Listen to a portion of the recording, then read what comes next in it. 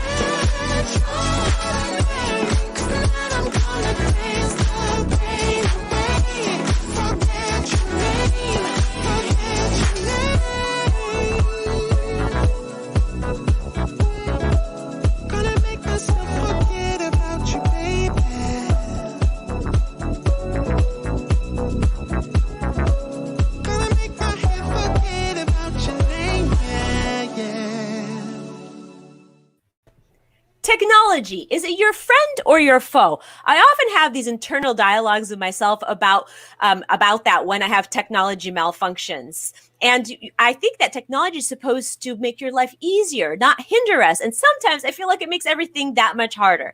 But I'm pretty lucky because my producer, Rick Moscoso, is a tech genius, and I refer all my technology questions to him. And today, in the Waist Up Wardrobe studio, I'll be interviewing him about all the technology considerations you need to know about the Zoom room. So if you want to learn about how to make technology your friend and how to have tried and true ways to avoid tech malfunctions, stick around because he's going to teach us all of that in just a minute. Welcome to Waist Up Wardrobe. I'm Christine Vartanian, an attorney turned personal style expert and image consultant. As the founder of Jade for All Seasons, I am passionate about unveiling the inner confidence of my clients by developing their personal style and dressing them for success. But is getting dressed up still important in our virtual world? Well, that's where my experience can help with what I call Waist Up Wardrobe. Waist Up Wardrobe is a podcast for all things you need to conduct an outstanding Zoom meeting. It's about how to dress for the camera, but it's not just about the clothes. It's about everything you need to know to show up on brand and professionally on camera. Join me in the Waist Up Wardrobe studio to discuss how to navigate this virtual world and dominate from behind the desk. Hi, Virtual Nation. Thank you for joining us here on episode 9 of Waist Up Wardrobe podcast. Today, I am going to be talking everything you need to know about really how to make technology your friend and how to avoid technical malfunctions. And to do that, I have a really special guest in the studio, and he happens to be my producer. I refer all my tech questions to, and he's going to be sharing all his knowledge about internet connection, about platforms to stream or Zoom on or to do your virtual meetings on, sound and camera. All those things are going to be considered in today's conversation. So I want this to be an interactive conversation. Please drop your comments in the comment box. Tell us what you're thinking. Let us know if you have any questions, because we're going to be answering questions as we go along. And Rick will be here to do that for us because he is the genius on all this technology stuff. And I also want to say, remember, we just made it on the iTunes directory. So please, Go there, rate us, review us, tell us how we're doing, subscribe to our show, because we're going to bring you everything you need to know about how to conduct an outstanding virtual meeting, whether you're on Zoom or you're live streaming or you're on Facebook. Okay, Facebook Live, I mean. Okay, so joining us now is Rick Moscoso, who happens to also be my producer, but he's also today's guest.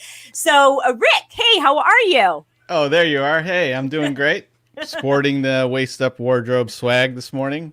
I see that. I see that. And really quickly, before we get started, I just want to share with our audience a little bit about your background. So Sure. Rick is an expert at live streaming. That is where his genius really is. That's his jam. He loves doing it. He does it for so many clients of his, but he also really knows a lot about what goes into conducting a great and outstanding virtual meeting, whether it's live streaming or on Zoom or on Skype, wherever you're doing your work virtually, he can really help you with all that technology. Okay. He has 20 years background in medical sales and marketing. That was his prior career, when he then decided to freelance and set up and found his company Captivate 365.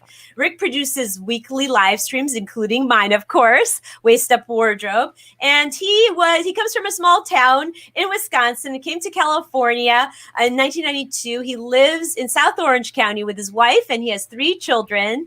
And he has really become a foundation for my show. So, Rick, I don't know if there's anything I missed about your background that you want the audience to know, but please tell us more about you. Oh, yeah, no, I think you have it right. You did miss one key thing, though, and that is I'm a golfer and I love tomahawk steaks.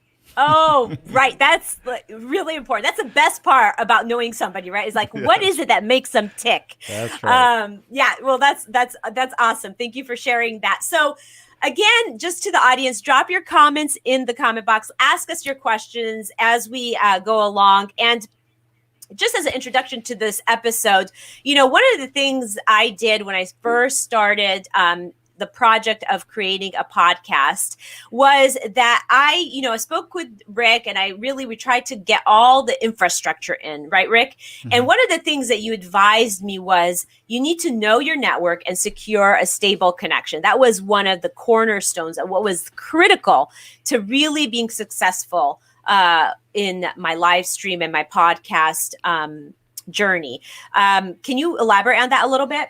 Yeah, well, that's one thing that people take for granted is the stability of their internet, right? And they think if they have a signal going from their computer online, then that's sufficient. But when you are leaving it up to just your Wi-Fi, which I would say 95% of the cases of people who are doing virtual meetings and that sort of stuff, they're not really in tune to some of the limitations of Wi-Fi. And so, if you're in a 2-level home, for example, and the router's downstairs, yeah, you have all those walls that the signal has to go through, and so something might happen. If the router's on the total other end of the house, and you're at the other corner, well, there's another problem. We had an instance a couple episodes ago where one of our guests had no way of hardwiring out to the location where she was at home, and we got cut out several times during the broadcast. So Wi-Fi, even if you think it's strong, it's still susceptible to cutting out. So what I always recommend, and any serious streamer will tell you, is get one of these. This is an Ethernet cable, and connect it to your computer, from your router to your computer. And, if you can do it, great. If you can't do it, then, you might be limited, but there are some workarounds. Okay, well, that's great advice. And that was actually the first step when I started setting up my studio, was really getting that solid internet connection. And that Ethernet cable really did the trick. I mean, we hardly ever have that problem where we freeze up, our screen freezes up, or we drop out of a signal because of that Ethernet cable. Rick, is the Ethernet cable, I mean, let's make it really easy for the audience. Is that like, is there a link we could just like, I know you could get it from pretty much anywhere. It's pretty accessible, but is there a link or a reference we can give the audience to kind of just go and order that? Oh, yeah, sure. You could probably find it in bulk and on Amazon. There's a place here locally in Southern California where I get most of my things in bulk like this, and that's monoprice.com, M-O-N-O price.com. And they sell things, really good quality products for really cheap, and usually deliver in a day or 2 business days. So yeah. And we can put that information in the comment box too for reference. And we can also put an Amazon link. So we'll do that. We'll do all those links at the end of the show, and we'll provide it for the audience. So, you know, it was interesting because I had no idea that that was an important factor. I really didn't. I thought, well, I have Wi-Fi and it looks like everything looks good.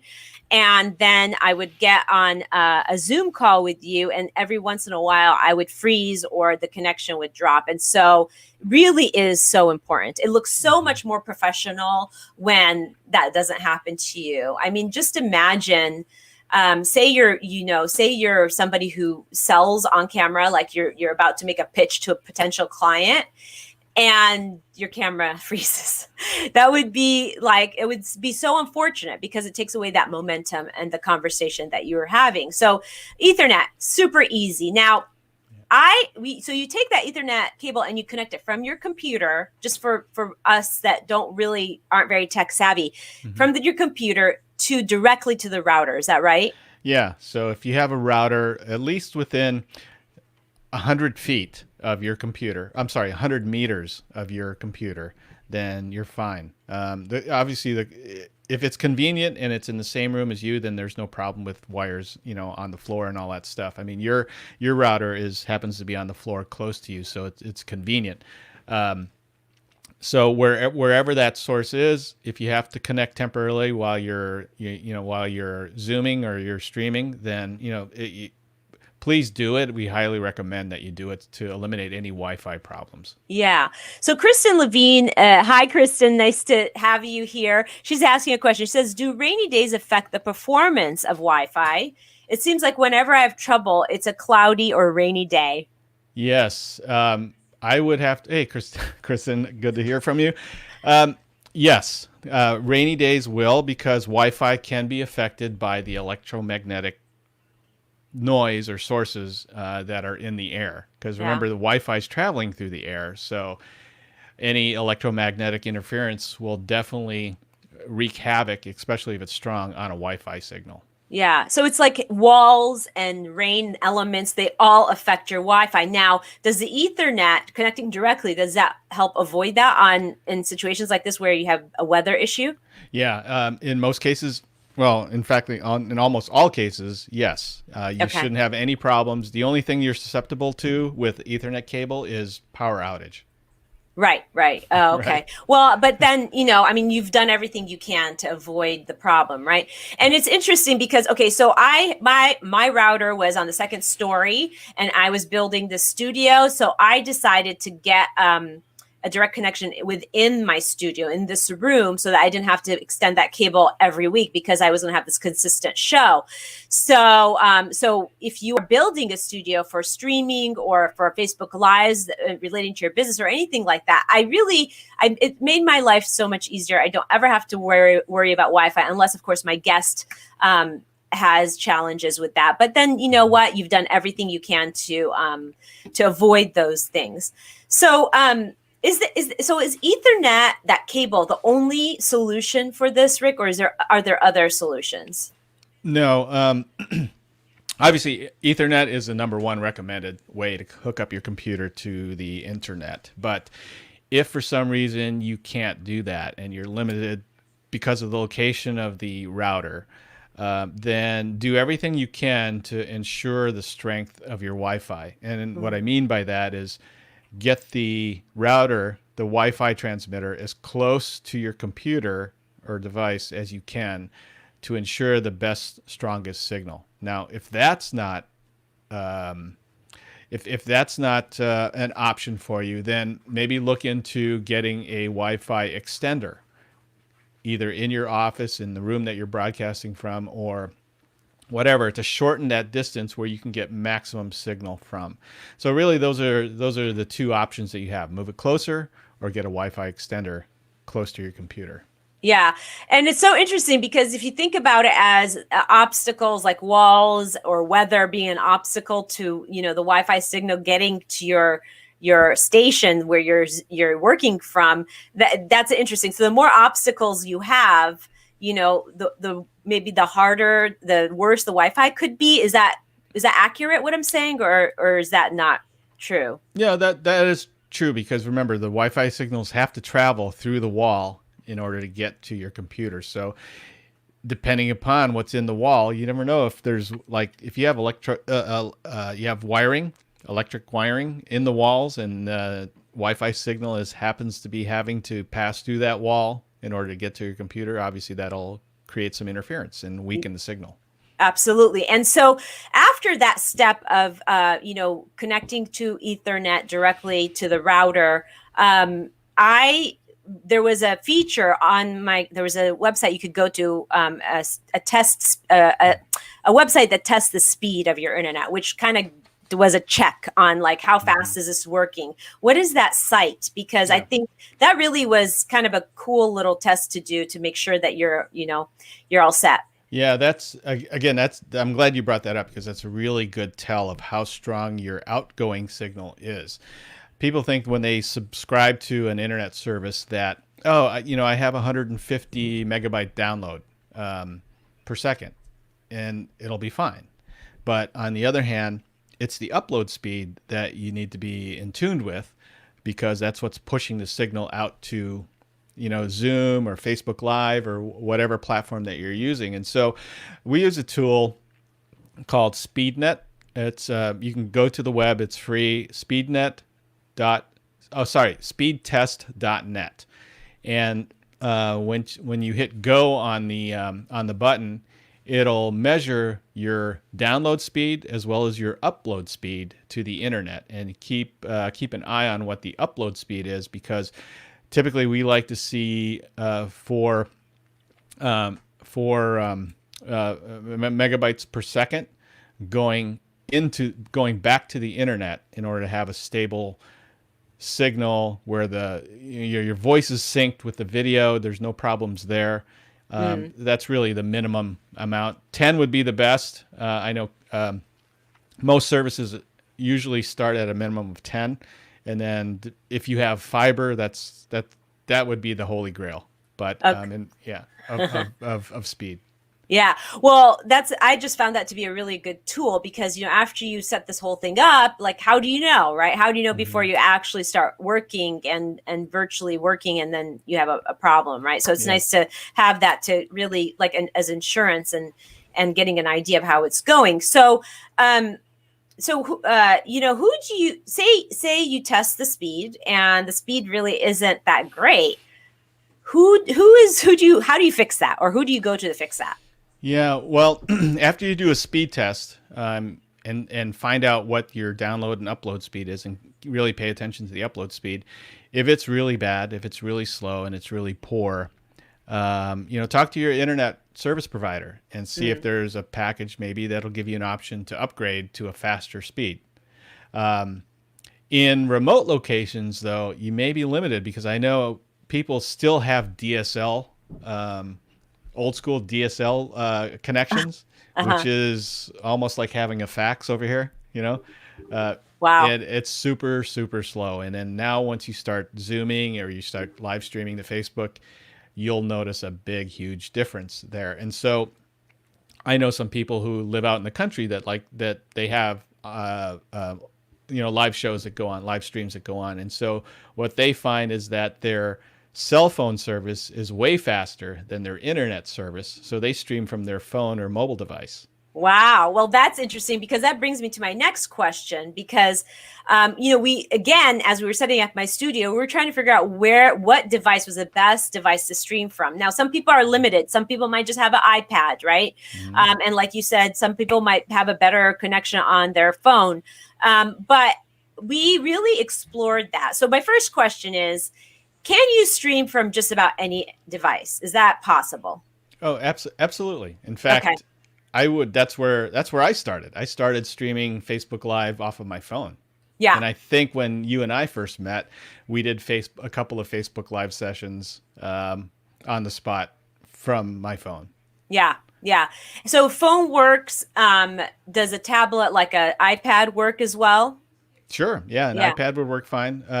The only recommendation there again is find a stable place where that'll be mounted, or where it's not shaking, where you're not hand holding it, so the image is shaking all over the place. Should really be stable to give the viewer a good experience in watching it. You don't want to get them seasick with the thing wobbling yeah. all over the place. Well, I remember when we were talking about some of your streaming clients, you have a client who's a chef that you Hmm. stream for, and you had the tripod set up with an iPad. Is that right? On the cooking part, like on the stove, and then you had another camera from a different device. So that was Yeah. interesting because there's all these things you can do. If you're depending on if you're demoing something or Yeah. something like that. Well, this particular client, she was pretty limited as far as devices she had available to stream. So, I mean, ultimately, you want to be hardwired connected to your computer and streaming from a computer. But she had an iPad, she had an iPhone, and she had an iPad Pro. Yeah. And in order to do the shots that she wanted with the equipment that she had an iPad as the front camera, mounted on actually, it was inside of a ring light.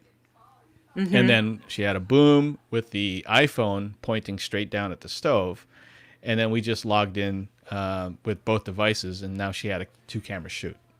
Yeah. Yeah. Well, I think that is that was so interesting because that really brings us to that main thing where you have to really just start, right? And you don't want Mhm. anybody to hold themselves back uh, and not start because they don't feel like they have the right device or they don't have the right equipment in place. So starting is the most important thing, but to know that you have these options, that you don't have to invest in a laptop or a desktop to actually do the streaming is great. Okay, so another thing, we'll move on to a different topic, which is really, really important, and that is sound. I mean, that was Mhm. another whole,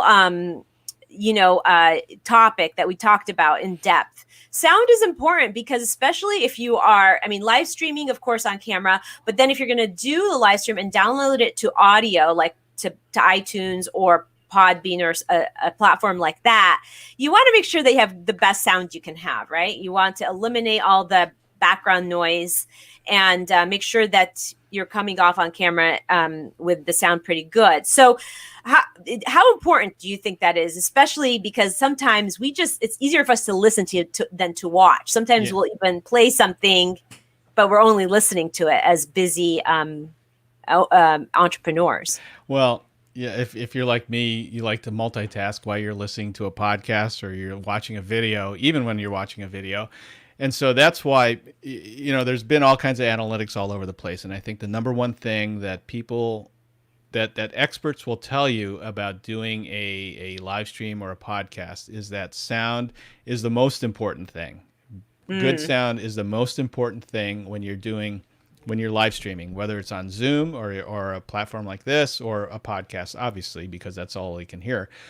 And if you're online with video, and or even just an audio podcast, if you're broadcasting and the sound is substandard, but the video is 4K crystal clear, a high majority of people will tune out because the audio just is bad.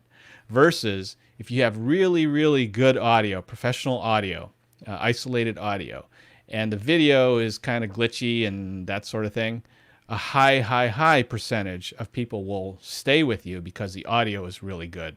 So it's an interesting stat. It's frequently ignored because people don't really pay attention to that sort of thing. And that's why you see Christine and I with mics in front of us versus relying on the mic coming off a laptop or a computer or even off the webcam because it makes a huge difference. Yeah, the mics are very important. So what mics do you recommend? I mean, I have a mic here that I inherited, but I do want to upgrade my mic, and there's a lot of options out there. So can you tell the audience a little bit about that? Sure. Yeah, there's a ton of different options. There are a lot of really good USB mics. Christine's using a USB mic. I have here a Yeti Blue Pro, or a Yeti mic, which is both XLR and it's also USB.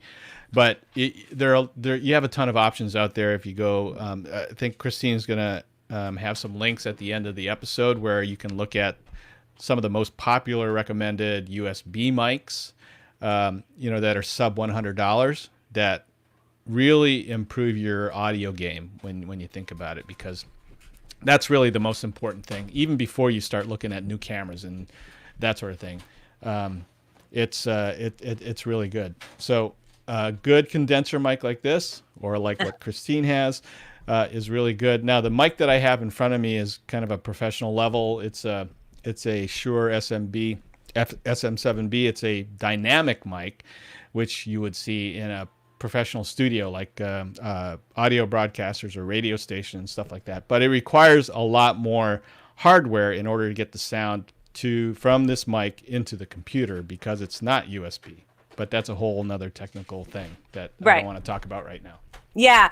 Well, the thing is, the problem with technical things is it is very technical, right? And and we're trying to give the audience easy tips to just put right into action and to really help them take off and start and take off. And it is a journey, right? I'm starting with the mic that I inherited, but I definitely want to upgrade. So it is definitely a journey. I really want to invest in that Yeti mic. I think it's so cool. Do you recommend that quality of that mic? Yeah, the Yeti was this particular mic is one of the first ones that I got. Back when we were doing we're still doing this broadcast, but we were doing a live show years ago, and I started with that. It was great. It worked beautifully, and then I just over the years I just kind of decided I want more of a broadcast mic versus a podcast mic, because the sound quality of this mic, I love it because it's deep, it's rich, it sounds really good. The podcast mic sounds very good too. It just doesn't have the bass response like this thing, but it's a great place to start. Yetis are really, really good, inexpensive USB mics to start with.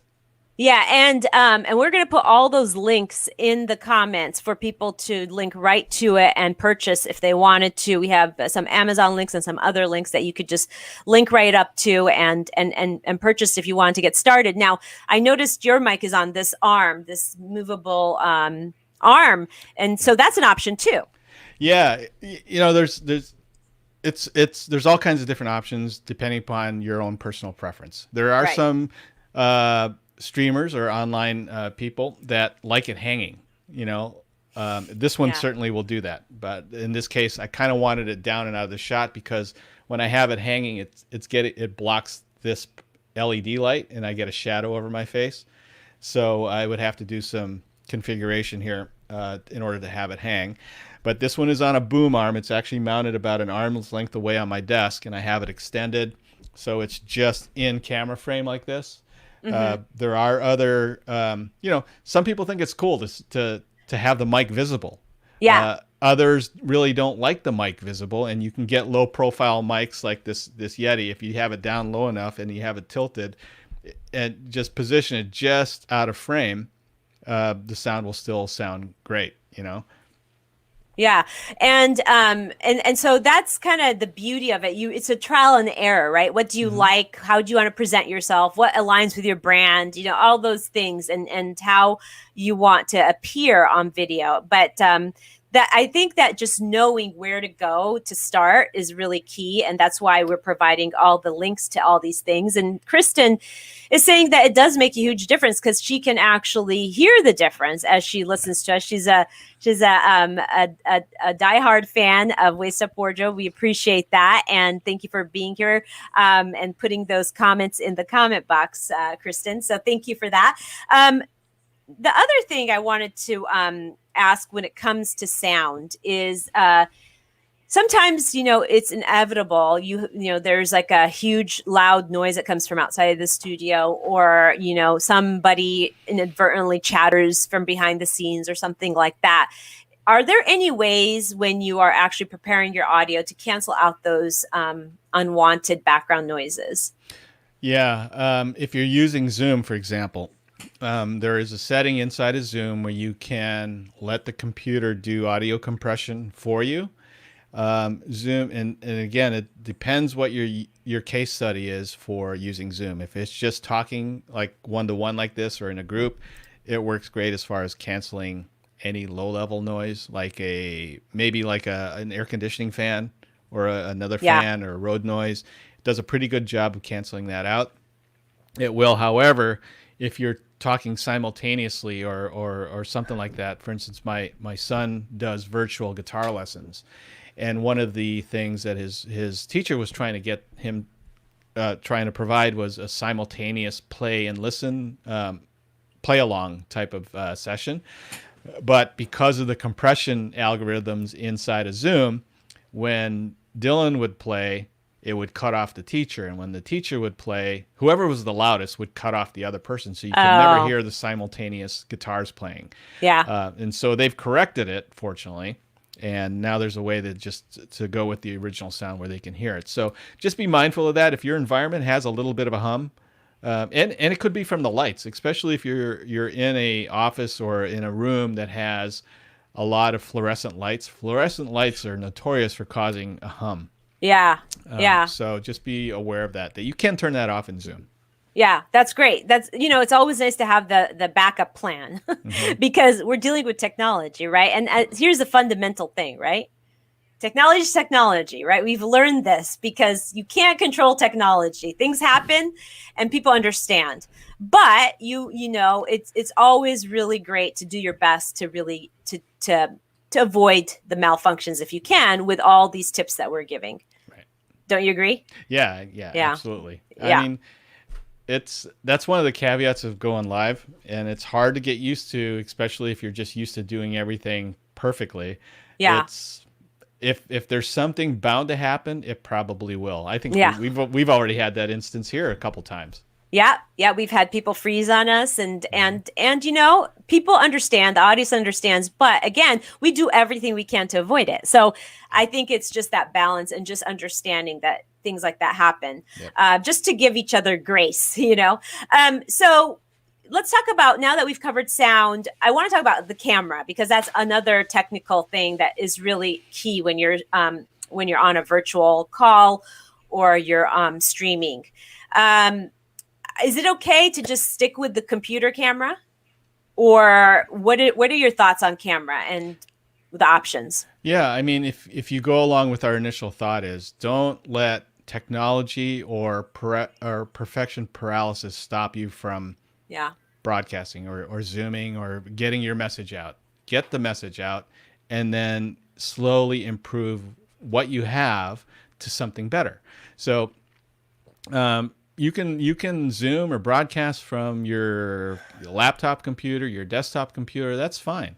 And then as you get more followers or you start making more money that'll support what you're doing, then start investing small, like a webcam. We went from, like for Christine, for example, we went from her laptop camera to a Logitech C922.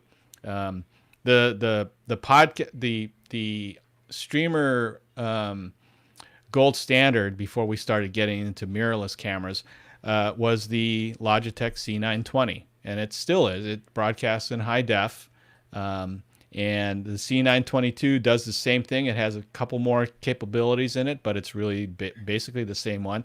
The only challenge is, because they're so popular, that they're limited in availability. And so, like for Christine, she couldn't get the C920, but was able to get the C922.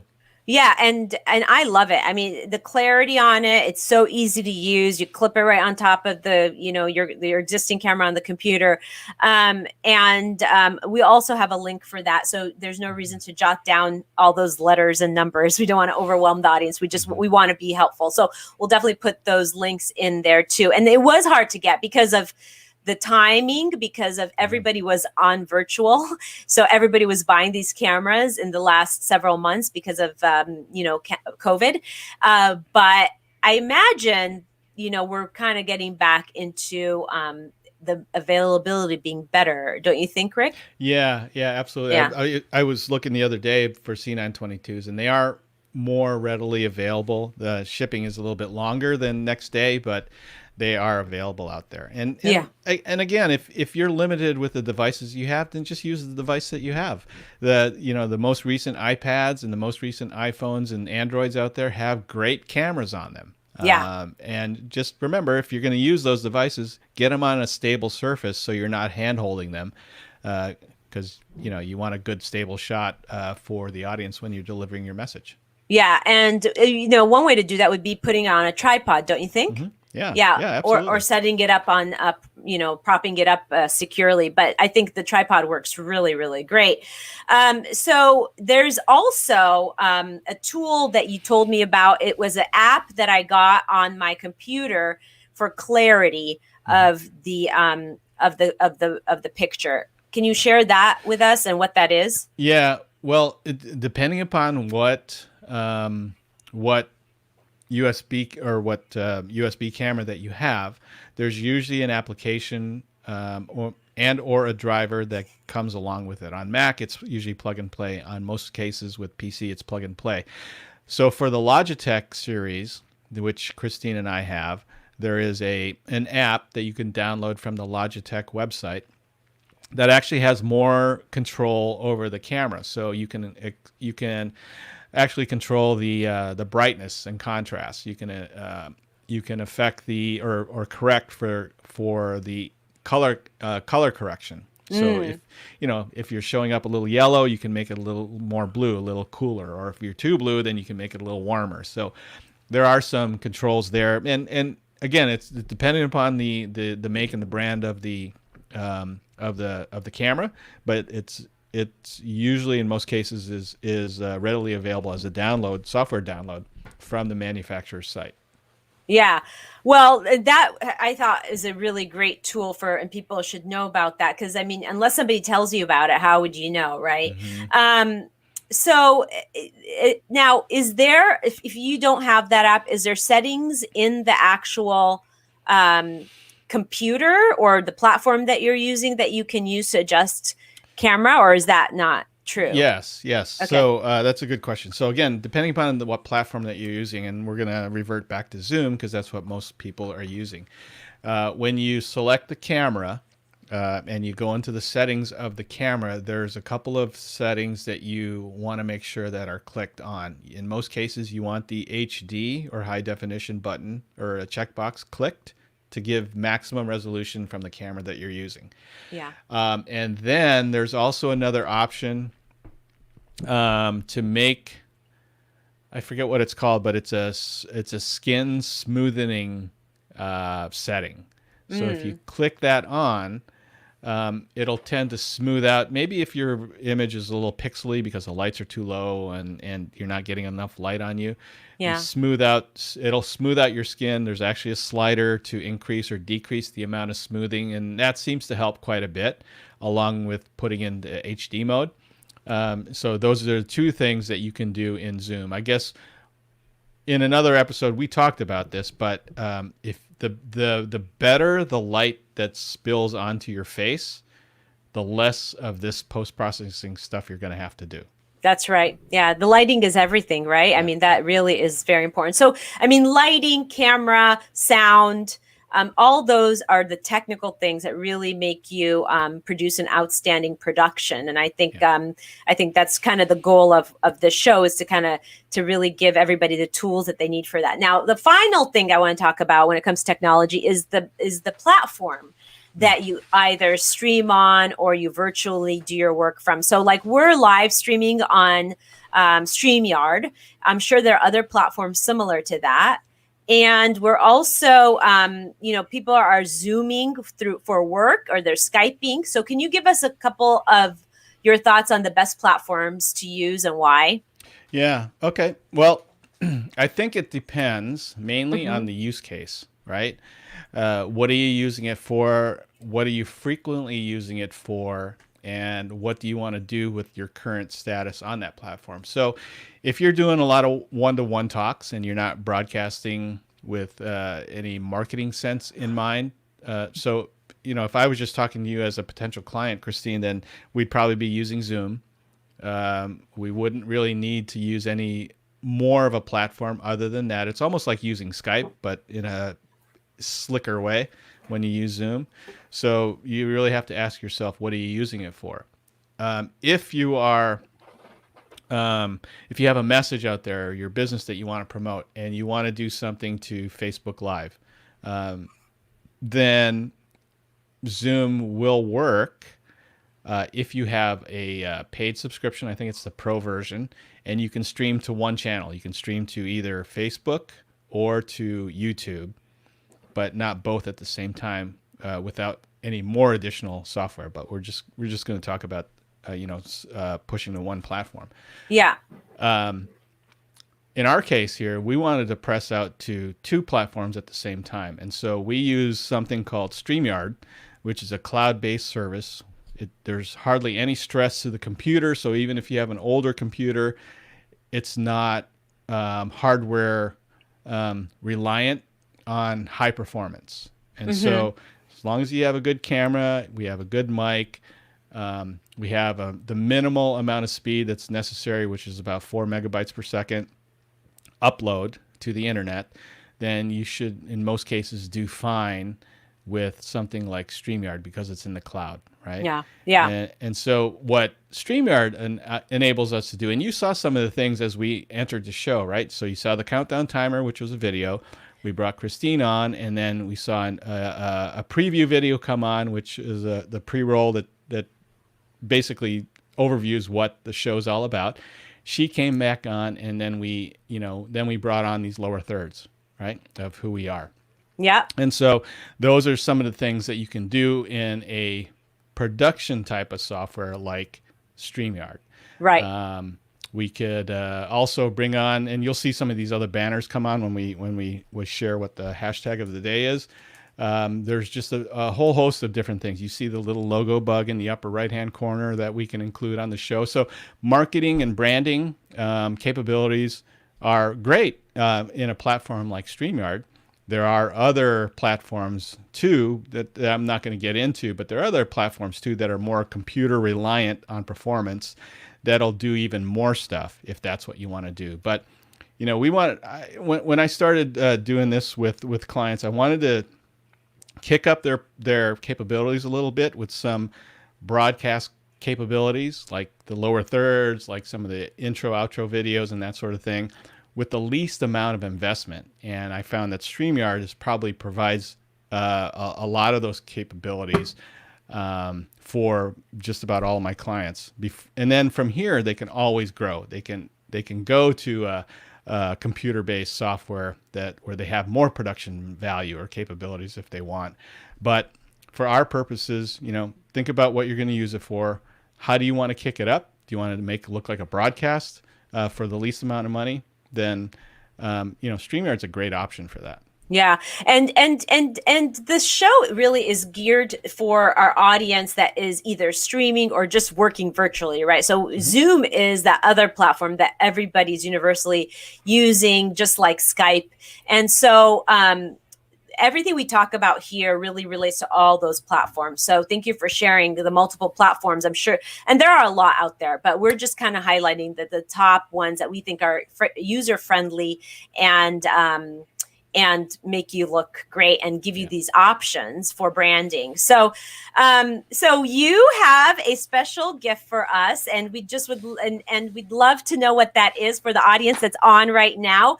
And the hashtag is Connect and Shine, and that's a trigger word. So, tell us what you're offering everybody, Rick, and how they can reach you.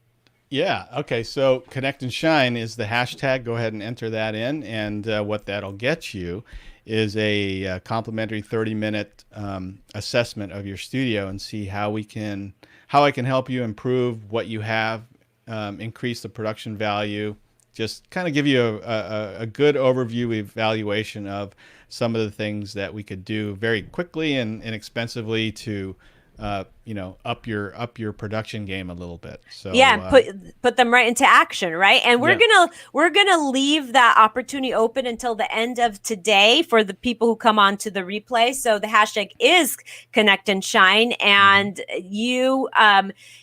just getting kick-started and jump-started into doing this is so key. And that's what our intention is. So finally, the Waist Up Wardrobe Weekly wrap-up. And we want to know that major takeaway when it comes to technology, Rick. What is that major takeaway you want to leave the audience with? Well, I think we said it at the top of the show. And I think if there was one very important message we want to communicate and that is get started. Use what you have. Don't wait until you have the right tech in front of you or your production is perfect, because it'll never be perfect. There will always be things that you have to be conscious of. But if you have a message to share, just get started. Start with your iPhone, start with your Android, start with a mobile device, and use some of the tips and tricks that we talked about on the episode. But the main point is get started. Get started. That's the main takeaway. How about the tips, the top tips that you want to leave everybody with? Yeah. If you are just getting started and you don't have some of the equipment that we talked about, then just, if you're going to use your iPhone or your iPad, get a stable device, like a tripod that'll hold your iPhone or hold your iPad at about eye level when you're using it. So that way your shot is nice and steady.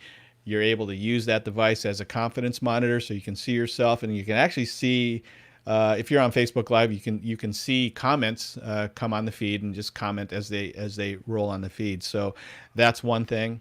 The second thing is also to upgrade your mic. So upgrade your mic, get it off of the device that's sitting 5-10 feet away from you, because it'll sound like it's 5-10 feet away from you, and get something that's close in proximity to your mouth. So something like what Christina and I have.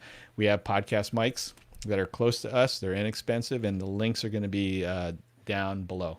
Yeah, so all those tools that we talked about, the mics, the cameras, all those tools, even the links to the platforms that we're using, just so you kind of know what to start with, are all going to be living in the Facebook page in the comments. So for your reference at any time. So 2 action items, Rick. What is the first 2 things somebody could do to just get started, to get their technology all dialed in? Yeah. The most important thing is stabilize your internet connection to your device. If it's a mobile device, then get that, run a speed test, find out how fast your internet is first. And if it's solid enough, get the router close to where you are broadcasting from to strengthen the sound. If there's anything better than that, which there is connect your device, your computer, your laptop, to the router via one of these Ethernet cables. And you will see such an improvement in speed and signal integrity that, it's like something that you take for granted in Wi-Fi. Until you plug this in, you'll notice that you rarely have any problems when you're hardwired into the internet. Yeah, that was key. I mean, I didn't realize just how much of a difference that would make. So thank you for those action steps. I'm going to reiterate that if you want the time with Rick, do hashtag Connect and Shine in the in the comment box, and we're going to leave the opportunity open until the end of the day for those who are listening to the replays. And I just want to tell you that is the Waist Up Wardrobe takeaways, the wrap up, and also let you know that if you visit waistupwardrobe.com, you can actually connect with me and book a 30-minute space and wardrobe assessment for the camera. And that is completely complimentary. It's just a something that I want to do for any viewer that feels like they need just a jump start. And you could do that by going to waistupwardrobe.com and booking an appointment on my calendar. Thanks for joining us at Waist Up Wardrobe podcast today. We're very excited that you joined us. And next week, we have a treat for you. We are stuck at these desks, right? So you need to know how to keep your body healthy. And we have a yoga expert joining us as a guest who's going to give us all the stretches and things we need to know to stretch at our chair, at our desk. So that way we also can pay attention to our health and posture and really stay mindful of how our bodies are being affected by being on Zoom all day long. I mean, I'm sure everybody's feeling the effects of that. So we're going to try and address that for you next week. So thank you for joining us today. Come next week at the same time, same place, 11:30 here next Thursday, where we're going to talk to you about how to stretch and how to keep your body healthy at your chair.